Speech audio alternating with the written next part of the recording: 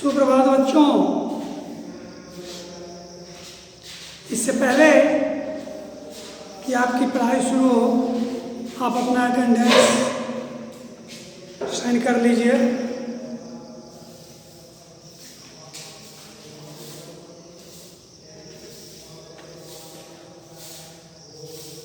कल मैंने आपसे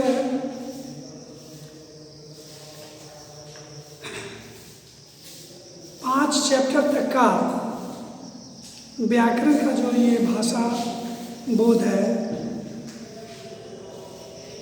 इसके विषय में मैं आपको जानकारी दी थी भाषा की बात में। इसमें से कुछ जो बचा है, अब जैसे हंसना एक क्रिया है जिसमें हस धातु है, ना जो है सो कि नाम धातु लग गया तो हंसना हो गया। प्रत्यय भी कर सकते हैं, ना प्रत्यय। तो हंसना जो एक क्रिया है, इससे आपको भाववाचक संज्ञा बनाना है। तो हंसना का भाववाचक संज्ञा हो जाएगा हंसी, घबराना का हो जाएगा भाववाचक संज्ञा घबराहट, शत्रु का हो जाएगा शत्रुता, शत्रु जो है सो संज्ञा है, क्रिया नहीं है। और ये शत्रु जो है जातिवाचक संज्ञा है। तो इससे भाववाचक संज्ञा बनाना है शत्रुता, भला,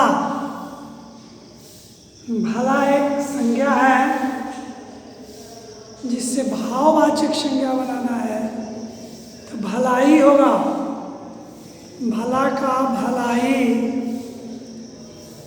हारना एक क्रिया है, इसका भाववाचक संज्ञा बनेगा हार। मीठा एक भाववाचक ये मीठा, मीठा एक विशेषण है और इसका भाववाचक संज्ञा फिर बन जाएगा मिठास। सज्जन का सज्जनता हो जाएगा। सुंदर में बहुत ऐसे संज्ञा शब्द हैं जिनमें ता लगा करके भाववाचक संज्ञा बनाया जाता है, जैसे सुंदर सुंदरता। लोभी है तो उसका भाववाचक संज्ञा लोभ हो जाएगा। इस प्रकार आपको संज्ञा से भाववाचक संज्ञा, विशेषण से भी भाववाचक संज्ञा हो सकता है कि यह कुछ प्रश्न पूछा जा सके, इसलिए इसको अच्छी तरह से आप पढ़ लीजिएगा। विद्वान एक शब्द है जो कि आप पुल्लिंग है, तो इसका स्त्रीलिंग हो जाएगा विदुषी। वहर्षिकार, दहर्ष उकार, मूर्धांश दीर्घ इकार, विदुषी। अब आप विद्वान का विदुषी जानते हैं, लेकिन लिखने के क्रम में हर्षिकार को दीर्घिकार कर दीजिएगा तो आपको नंबर बिल्कुल नहीं आएगा। क्योंकि यह भाषा है, इसमें लिखना और पढ़ना शुद्ध शुद्ध आना चाहिए। बार बार मैं इस पर बल दे रहा हूँ कि यह भाषा है और भाषा में उच्चारण का और लिखावट का बहुत ही बड़ा महत्व होता है। प्रशासक एक शब्द है जो मेल के लिए आता है, पुल्लिंग के लिए आता है। अफसर टाइप का जो है, अफसर ग्रेड की जो नौकरी होती है उसको हम प्रशासक कहेंगे। वैसे पद को प्रशासकीय पद। अगर कोई फीमेल कर रही है तो क्या प्रशासक तो नहीं होगा, तो उसका क्या होगा? प्रशासिका होगा, समझ गए ना। उसके बाद जैसे कवि है, कवि का कवयित्री होगा, नर है तो नारी हो जाएगा। सम्राट, सम्राट का सम्राज्ञी हो जाएगा। मालिक का मालकिन हो जाएगा। नौकर का नौकरानी हो जाएगा। राजा का रानी होगा और अभिभावक का अभिभाविका होगा। श्रीमान का श्रीमती होगा। नायक का नायिका हो जाएगा। लेखक का लेखिका हो जाएगा। ये लिंग परिवर्तन हुआ। बहुत ऐसे शब्द भी होंगे जो आपको स्त्रीलिंग रूप में ही देगा, उसको पुल्लिंग रूप में आपको बनाना होगा। तो लिंग बदल देना है, स्त्रीलिंग रहे तो पुल्लिंग और पुल्लिंग रहे तो स्त्रीलिंग कर देना है।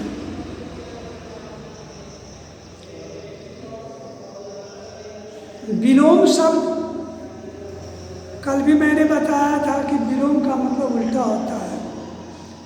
और घृणा का विलोम प्रेम होगा। न्याय का अन्याय होगा। नीडर का डर होगा। मुलायम का कठोर होगा। शाम का सुबह होगा।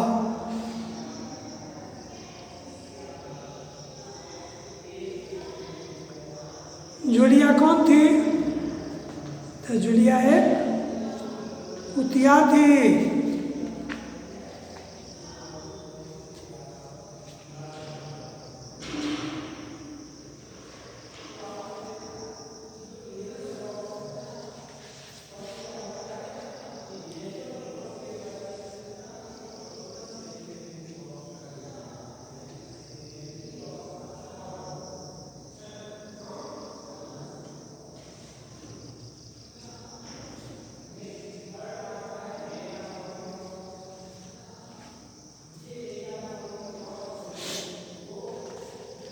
उसके बाद आइए काल से संबंधित कुछ प्रश्न।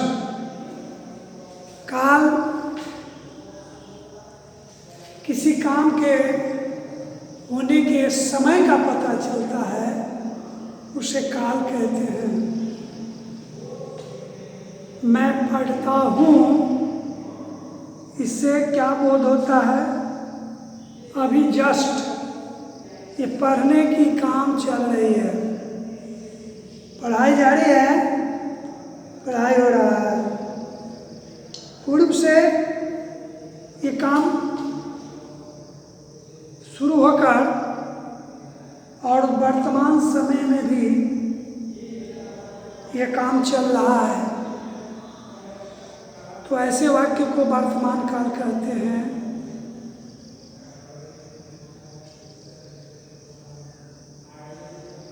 एक राजा था, या वह खा रहा था। सीता बाजार जा चुकी है, नहीं चुकी है, नहीं, बाजार जा चुकी थी। ऐसे वाक्य पास्ट भूतकालीन वाक्य कहलाता है, क्योंकि एक राजा था, पूर्व में था, लेकिन अभी है कि नहीं है? अभी नहीं है। ये भूत की बात थी कि एक राजा था, वर्तमान में नहीं है। ऐसे काल भूतकाल कहलाते हैं। और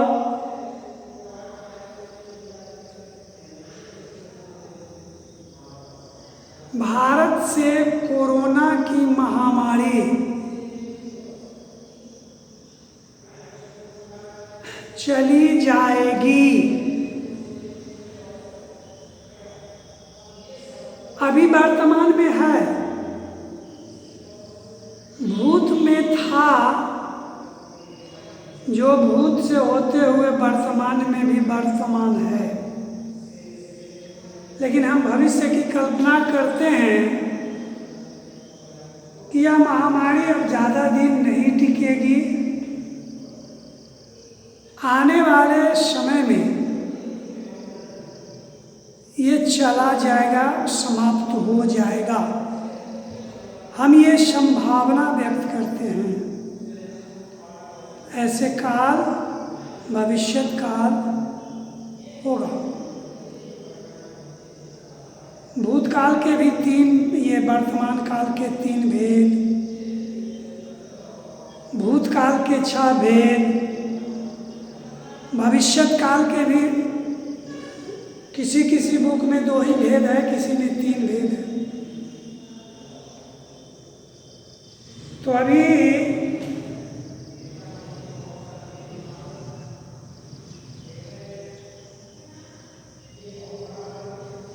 एक वाक्य है,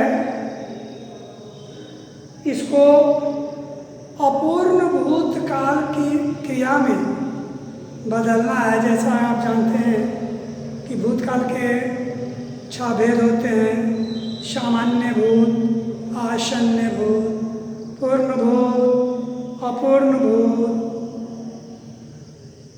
संदिग्ध भूत, हेतु मद भूत। तो वर्षा होती है, अपूर्ण भूतकाल की क्रिया में बदलना है। तो अपूर्ण भूतकाल, भूतकाल में कोई भी काम चल रहा था, पूर्ण नहीं हुआ, तो ऐसे वाक्य को अपूर्ण भूतकाल कहते हैं। जैसे इसी वाक्य से आपको बनाना है अपूर्ण भूतकाल। वर्षा होती है, ये तो वर्तमान काल की क्रिया है। तो वर्षा हो रही थी, वर्षा हो रही थी, ये मैं नहीं जानता हूँ कि वर्षा छूटी कि नहीं छूटी, लेकिन मैं उस समय की बात कर रहा हूँ जिस समय मैंने ये बात बीत गई कि उस समय वर्षा हो रही थी। अपूर्ण कंटिन्यू में जारी है, अपूर्ण है, अभी कार्य संपादित नहीं हुआ। और ये थातीत है, भूतकालीन क्रिया है, इसलिए वर्षा होती है का हो जाएगा अपूर्ण भूतकाल में। वर्षा हो रही थी, राम ने रावण को मारा, ये पूर्ण भूतकालीन, भूतकाल की क्रिया में लिखना है। पूर्ण भूतकाल, राम ने रावण को मारा, तो पूर्ण भूतकाल, पूर्ण रूप से भूतकाल में यह सूचित हो। राम ने रावण को मारा, हो सकता है अभी अभी मारा। राम ने रावण को मारा, इससे स्पष्ट पूर्ण भूतकाल की क्रिया का पता नहीं चलता है जब तक इसमें कुछ सूचक शब्द नहीं लगाएंगे। तो राम ने रावण को मारा था, राम ने रावण को मारा था, ये जो हुआ पूर्ण भूतकालिक क्रिया हुआ। राम ने रावण को मारा था।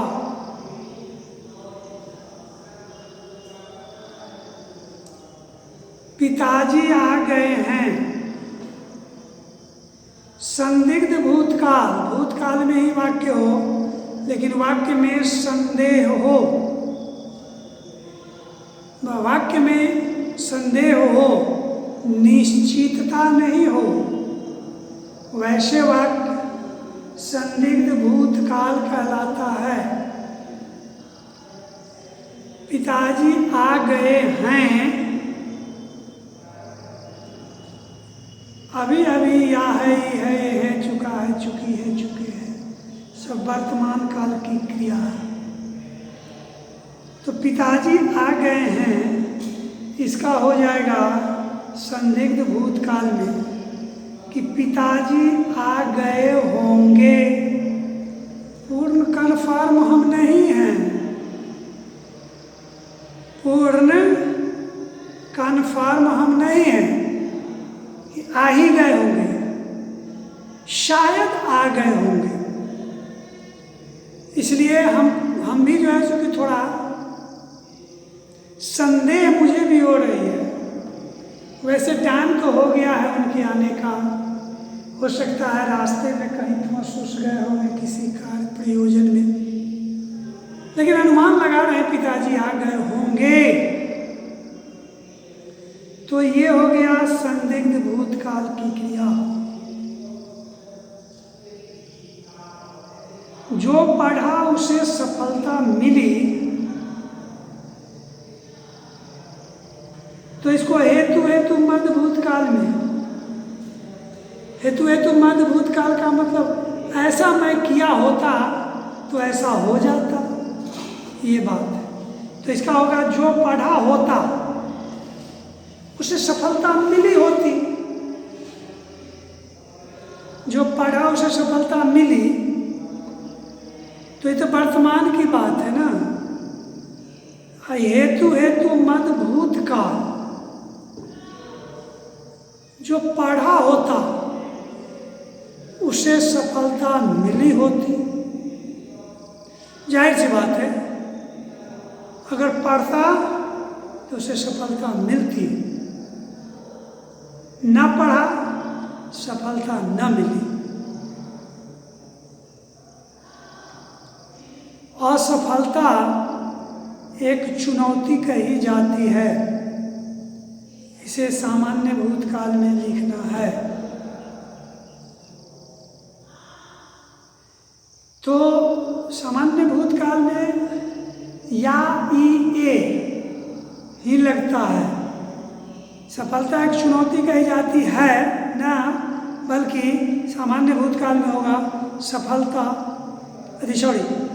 असफलता एक चुनौती कही जाती है, इसको सामान्य भूतकाल में व्यक्त करना है। तो असफलता एक चुनौती कही गई, असफलता एक चुनौती कही गई।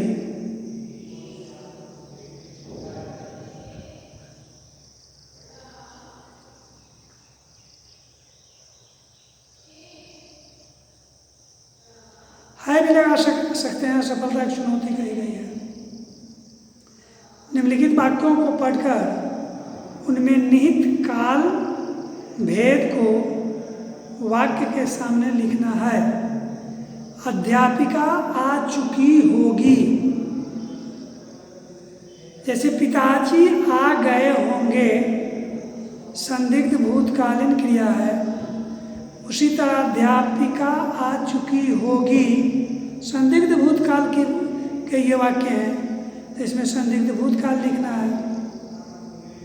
रामलीला चल रही थी, समाप्त नहीं हुई थी, अपूर्ण भूतकाल की क्रिया है। यदि वर्षा होती तो फसल अच्छी हो जाती।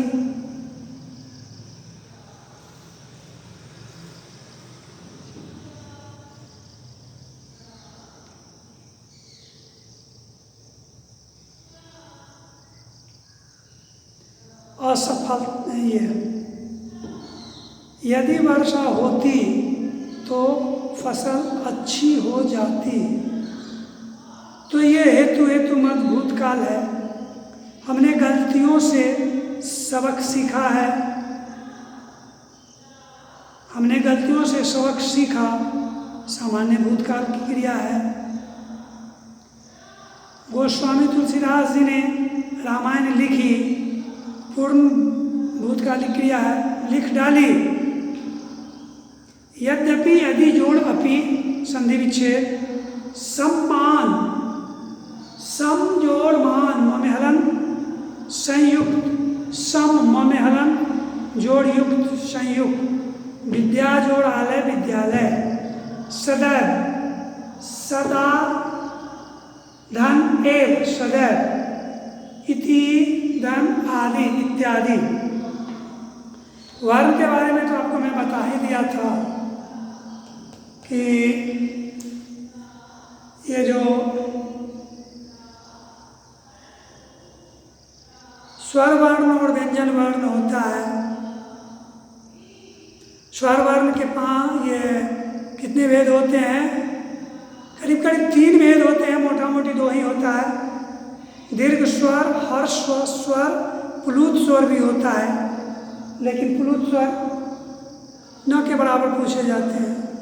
और व्यंजन वर्ण में 5 होते हैं, 5 की 4 देखिए, नहीं संयुक्त वर्ण, संयुक्त व्यंजन वर्ण, अंतःस्थ व्यंजन वर्ण और ऊष्म वर्ण, ये 3 होते हैं। संयुक्त वर्ण में 25 आ जाते हैं। स्पर्श वर्ण, स्पर्श वर्ण, अंतःस्थ और ऊष्म वर्ण। स्पर्श व्यंजन, व्यंजन कहिए, चूंकि व्यंजन के ये भेद है। स्पर्श व्यंजन, अंतःस्थ व्यंजन और ऊष्म व्यंजन, ये हाँ। तो स्पर्श व्यंजनों की संख्या 25, अंतःस्थ की संख्या 4, ऊष्म वर्णों की संख्या 4। तो ठीक है, आज की पढ़ाई यहीं पे मैं समाप्त करना चाहता हूँ। पुनः कल आपसे मुलाकात होगी। तब तक के लिए आप लोगों को कोटि कोटि धन्यवाद।